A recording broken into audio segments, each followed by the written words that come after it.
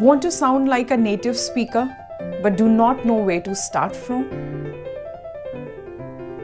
Hi there, this is Atinda from Elba, your English learning partner. Today I'm going to share some phrases that you can use if you want to sound like a native speaker. So let's have a quick look. In normal English we say it is easy. In native English we say it's a piece of cake. I am very tired. I'm exhausted. Good luck. Break a leg. You have to decide.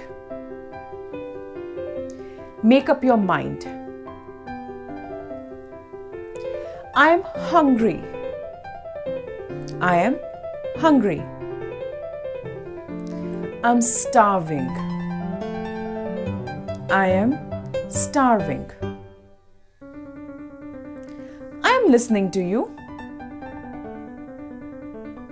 I am all ears. I don't understand. I don't get it. It's not that difficult. It's not a rocket science. My hobby is reading. I am really into reading. I'm going to the club. I'm heading up to the club.